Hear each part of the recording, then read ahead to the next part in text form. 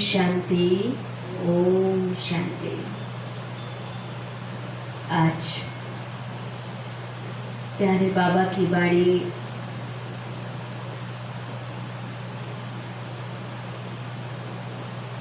एक 7/6 की 2020 की बाणी है बाबा की।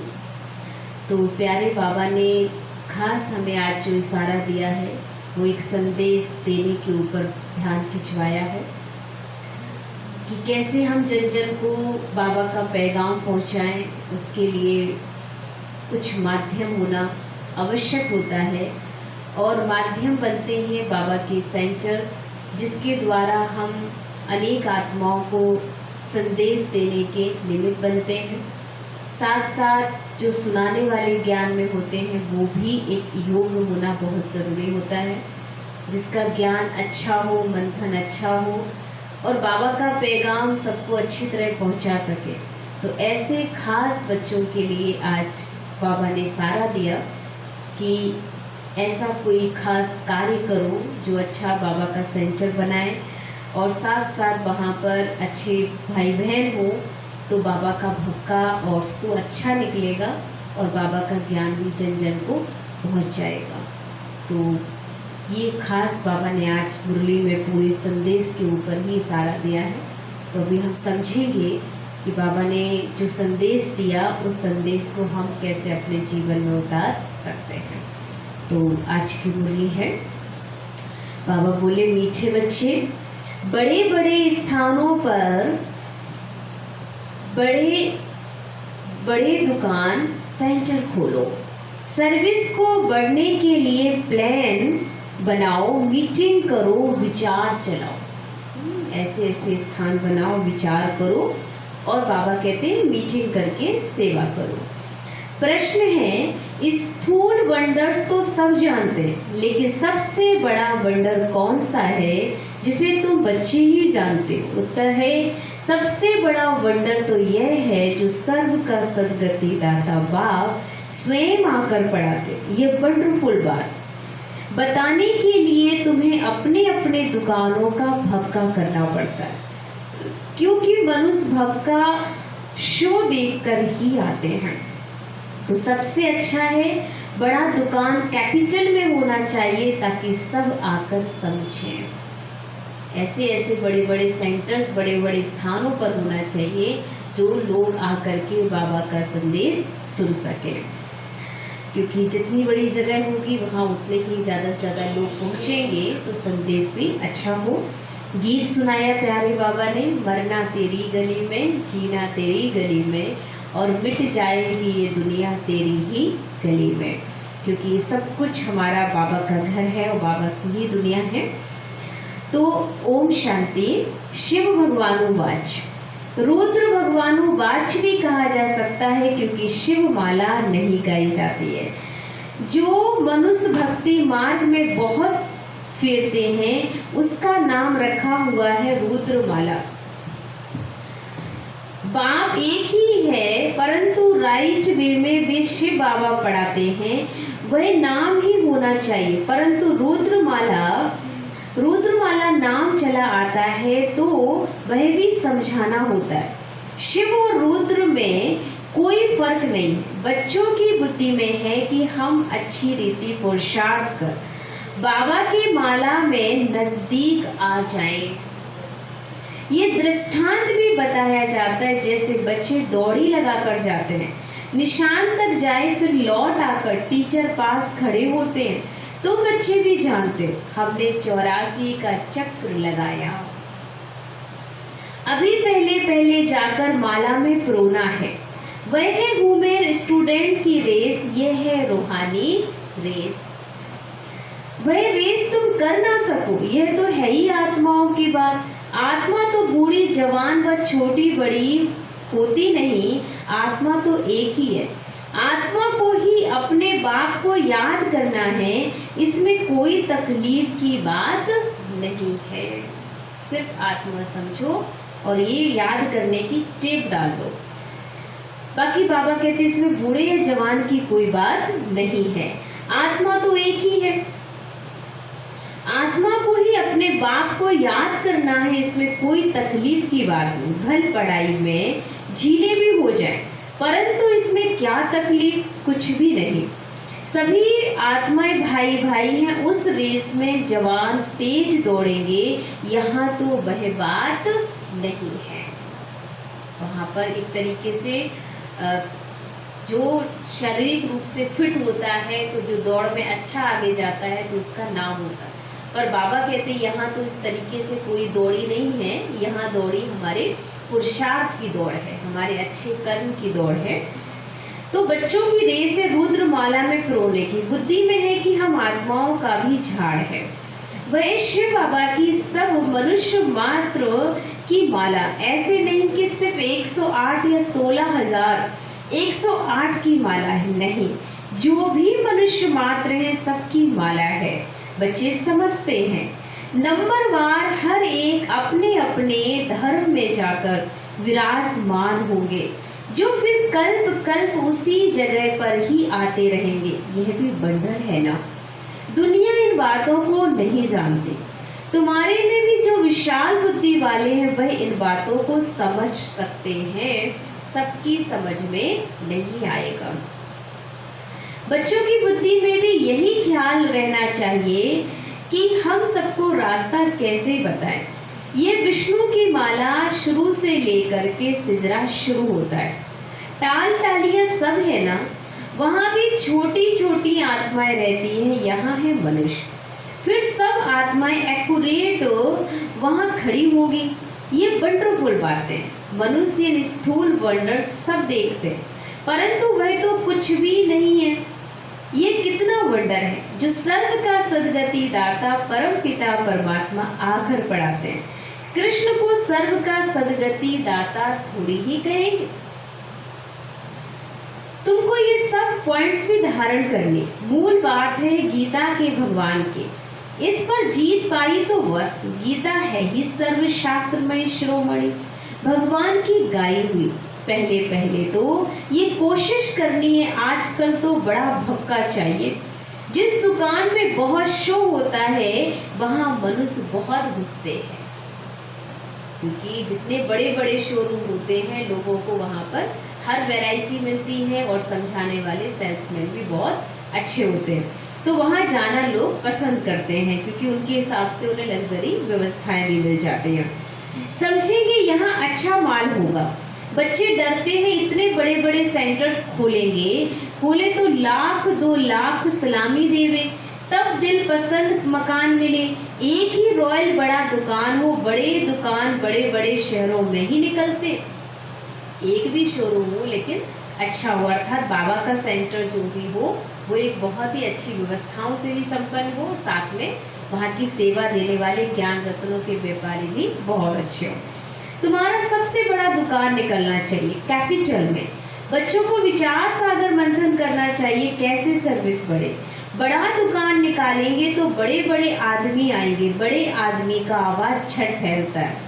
पहले पहले तो ये कोशिश करनी चाहिए सर्विस के लिए, बड़े से बड़ा स्थान ऐसी जगह बनाएं जो बड़े बड़े मनुष्य आकर देखकर वंडर खाएं, और फिर वहाँ समझाने वाले भी फर्स्ट क्लास चाहिए। कोई एक भी हल्की बीके समझाती है तो समझते हैं, शायद सब बीके ऐसी ही होगी। इसलिए दुकान पर सेल्समैन भी अच्छे और फर्स्ट क्लास होने चाहिए। यह भी धंधा है। बाबा कहते हिम्मते बच्चे और मत दे बाप और दादा।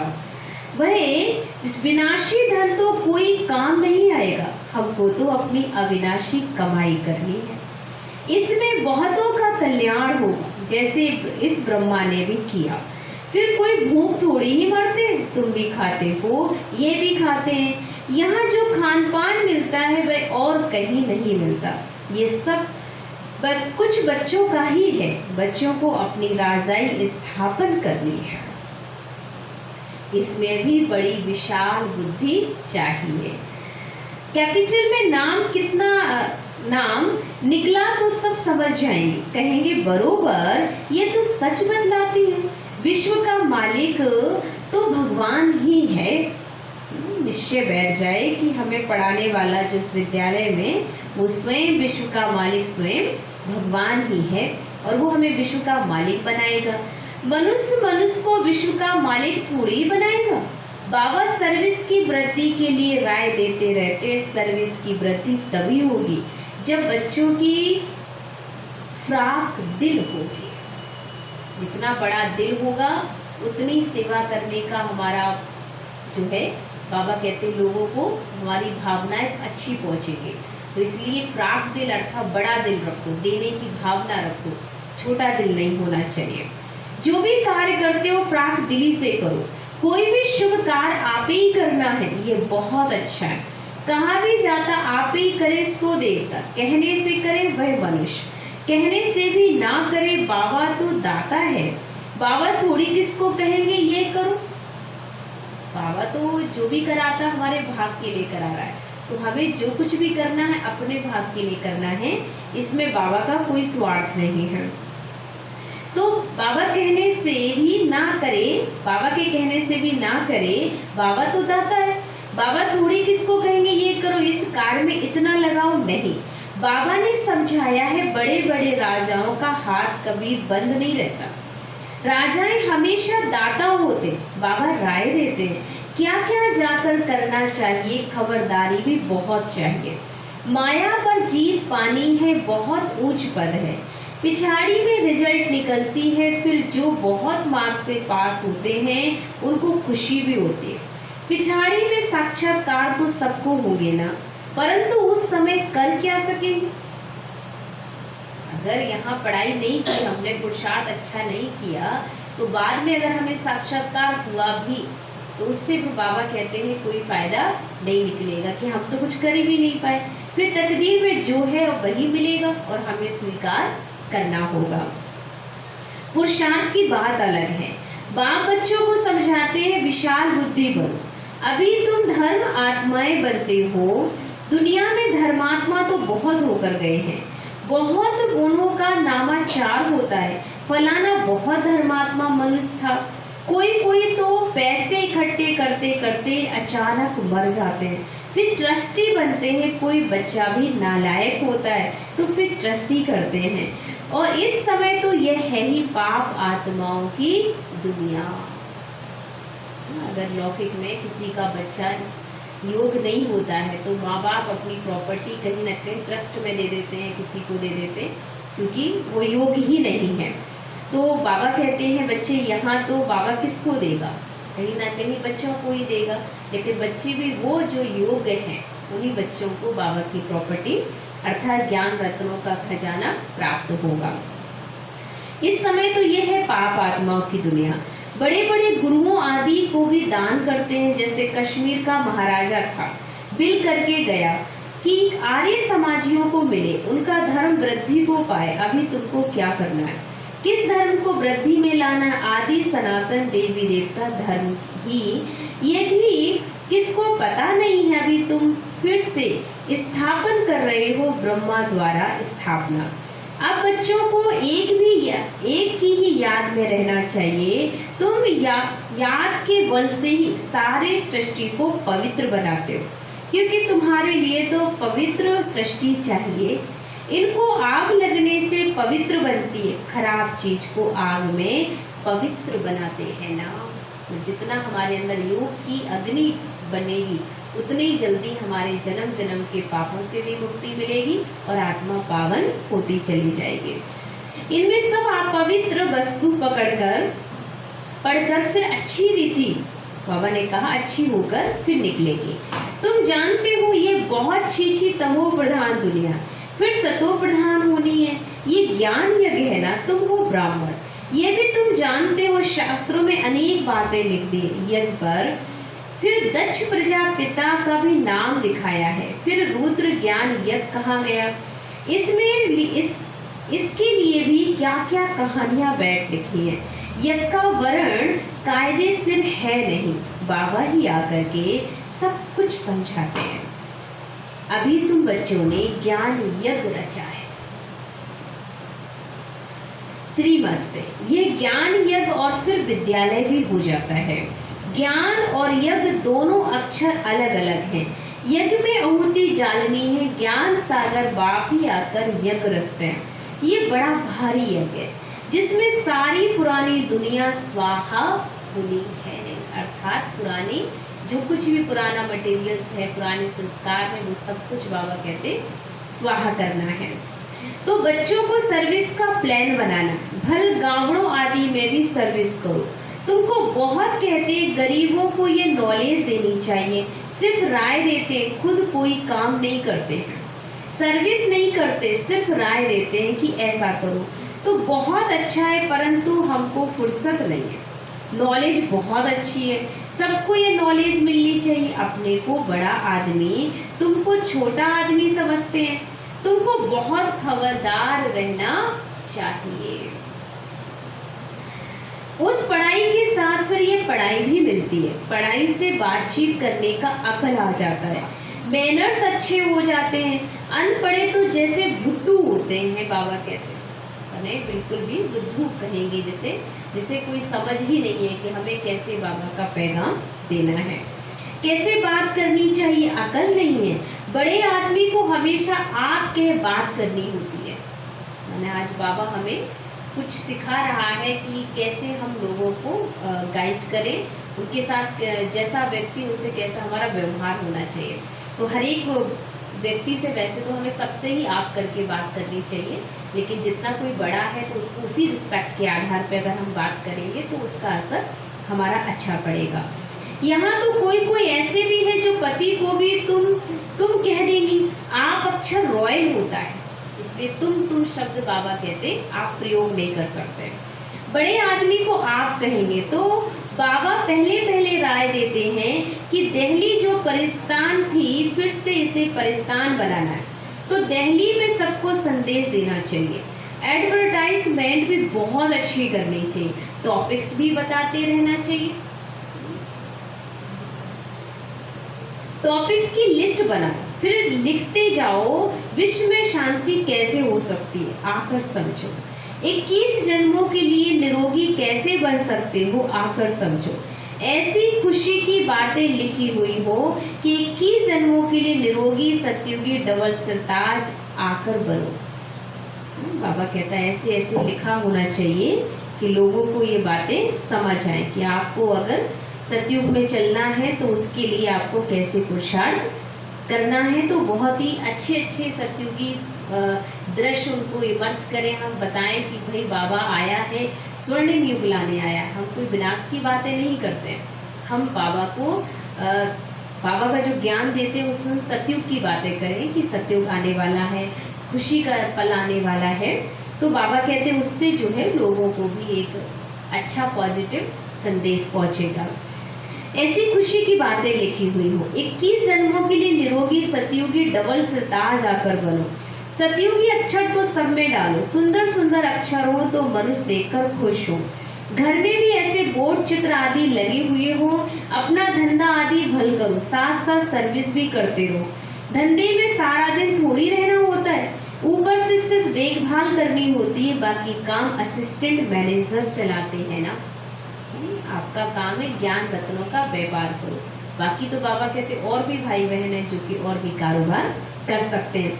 कोई सेठ लोग फ्राक दिल होते हैं तो असिस्टेंट को अच्छा पगार व मजदूरी देकर भी गद्दी पर बिठा देते हैं। यह तो बेहद की सर्विस है और सब हद की सर्विस। इस बेहद की सर्विस में कितनी विशाल बुद्धि होनी चाहिए। हम विश्व पर जीत पाते हैं, काल पर भी हम जीत पाकर अमर बन जाते हैं। ऐसी ऐसी लिखत देखकर आएंगे और समझने की कोशिश करेंगे कि देखो इस विद्यालय में जाएंगे तो यहाँ पर जाने से हमको सतयुगी सुख मिलेगा, यहाँ आने से हमें जो है आत्मा की उन्नति अच्छी होगी हमारी। तो ऐसी ऐसी बातें उनको बताओ कि कैसे हमारी दुनिया अच्छी आ रही, अमरलोक में हमें चलना है, सुख की दुनिया में चलना है। तो लोग अच्छी तरह से बाबा का पैगाम अनुभव करेंगे। अमरलोक का मालिक तुम कैसे बन सकते हो, आकर समझो। बहुत टॉपिक्स निकल सकती हैं, तुम किसको भी विश्व का मालिक बना सकते हो।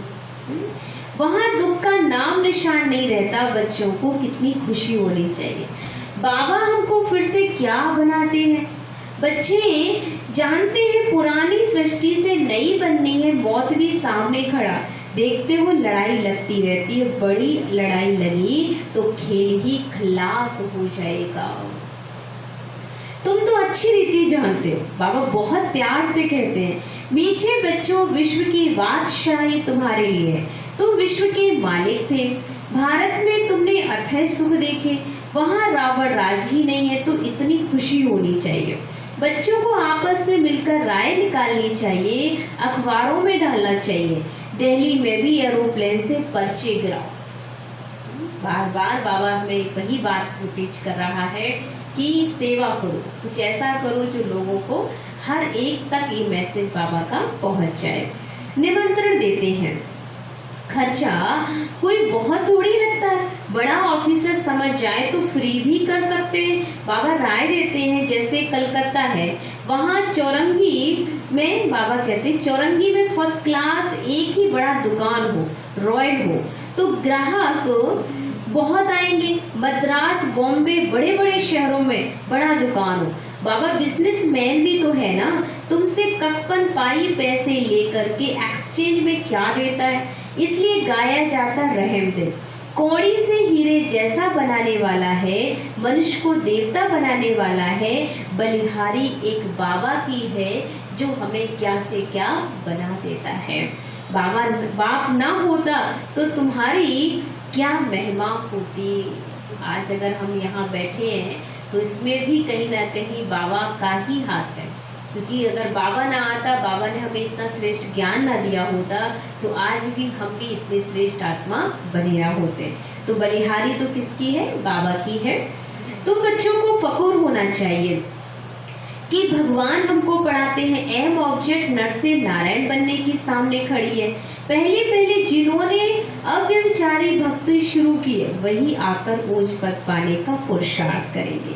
बाबा कितनी अच्छी अच्छी पॉइंट्स समझाते हैं, बच्चों को भूल जाती है। तब बाबा कहते हैं पॉइंट्स लिखो, टॉपिक्स लिखते रहो। डॉक्टर्स लोग भी किताब पढ़ते, तुम मास्टर रूहानी सर्जन, तुमको सिखलाते हैं आत्मा को इंजेक्शन कैसे लगाना है। ये है ही ज्ञान का इंजेक्शन, इसमें सुई आदि तो कुछ नहीं। बाबा है अविनाशी सर्जन, आत्माओं को आकर पढ़ाते हैं तो वही आप पवित्र बनी है। यह तो बहुत ईजी है ना, क्योंकि सारी पढ़ाई हमारी आत्मा की पढ़ाई है। तो बाबा कहते हैं इसलिए बहुत ईजी है और अपने लिए पढ़ सकते हो। बाबा हमको विश्व का मालिक बनाते, उनको हम याद नहीं कर सकते, माया का ऑपोजिशन बहुत है। इसलिए बाबा कहते चार्ट रखो और सर्विस का ख्याल करो तो बहुत खुशी होगी। कितनी भी अच्छी मुरली चलाते हो परंतु योग नहीं है, बाबा से सच्चा बनना भी बड़ा मुश्किल है। अगर समझते हम बहुत तीखे हैं तो बाबा को याद कर चार्ट भेजे तो बाबा समझेंगे कहाँ तक सच है या झूठ है।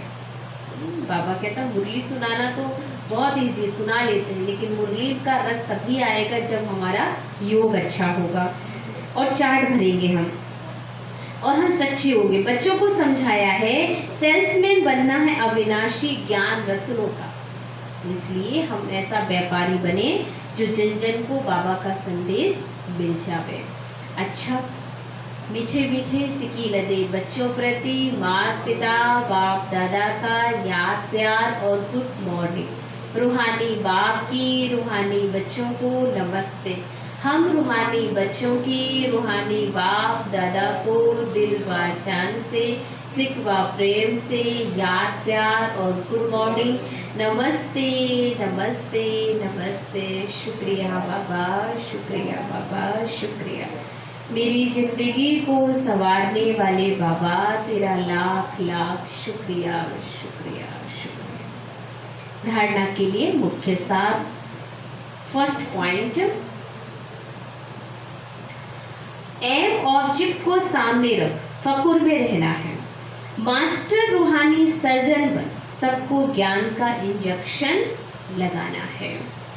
सर्विस के साथ साथ याद का भी चार्ट रखना तो खुशी रहेगी। सेकंड पॉइंट, बातचीत करने के मैनर्स अच्छे रखने। आप कह बात करनी है, हर कार्य फ्राक दिल बनकर करना है। एक तो बाबा कहते हैं जिससे भी आप बात करें आप करके बात करें, तुम ये शब्द बाबा कहते हैं बाबा के रॉयल बच्चों को शोभा नहीं देता।